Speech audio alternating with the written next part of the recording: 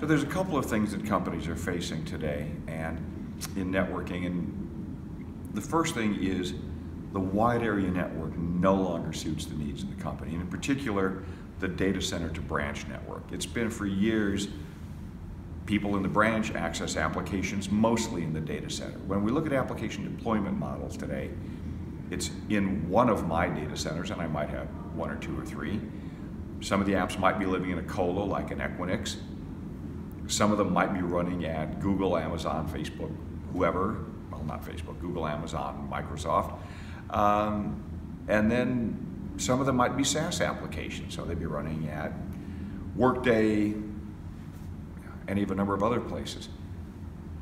That network of traffic going from the branch to the data center and then out doesn't work. You're paying twice in terms of bandwidth, you're paying a multiplier in terms of latency, and you've got a single point of failure. If the network to the data center goes down, you can't get to anything else. So now you're looking at it from a branch standpoint, and you really have to have sort of a branch-centric view rather than a data-centric view. How do I get to all of the applications I have in all these different places? And so what we see now is a couple of things. One, you need more bandwidth. Secondly, you need highly available paths. Third, it needs to be highly agile, because where you're going can change on almost a daily basis. And in many cases, where you need to be is not the data center. So now you're looking at direct access to the internet, and how do you do that in a cost-effective and secure manner? This really is what's been driving the acceptance of SD-WAN, because it allows you to build networks with multiple paths across multiple carriers in order to do better availability and price arbitrage. It lets you much more easily do direct internet access. It lets you get to all of these various places. It lets you control performance based on application and business needs, not on obscure things like diff-serve code points. Typing in hexadecimal values is not going to get you to where you need to be. And so this really has driven the acceptance of SD-WAN, and along with that, cloud-based security, because you don't necessarily want everybody in every branch able to go anywhere in the internet. You do need to make it secure and have some control, and you want to do it in a way that's identity-based.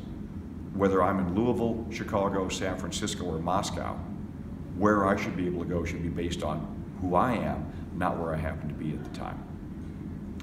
The second piece to this is very much related, and that is people have had a data center or a few. Then they talked about doing something that's cloud related. We're really in the era of multi-cloud. Almost everybody we talk to is going to have more than one cloud services provider. They're going to be probably at Amazon, probably at Microsoft, maybe at Google. They quite possibly are at Salesforce, Workday, go down the list.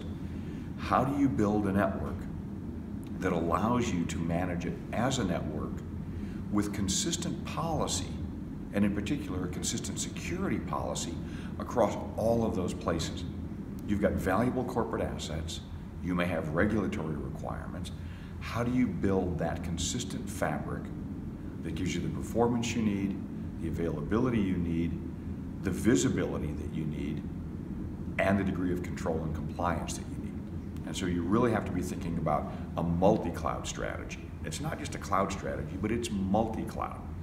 And if you look at native capabilities, across clouds they're different. So you either have to stitch together and manage a crazy quilt, and that might be the right thing. Maybe you've only got a couple of different providers. Or you need to find a way to deploy something that is consistent across all of them. That may be higher overhead, but it gives you the consistency, and you have to make that trade-off.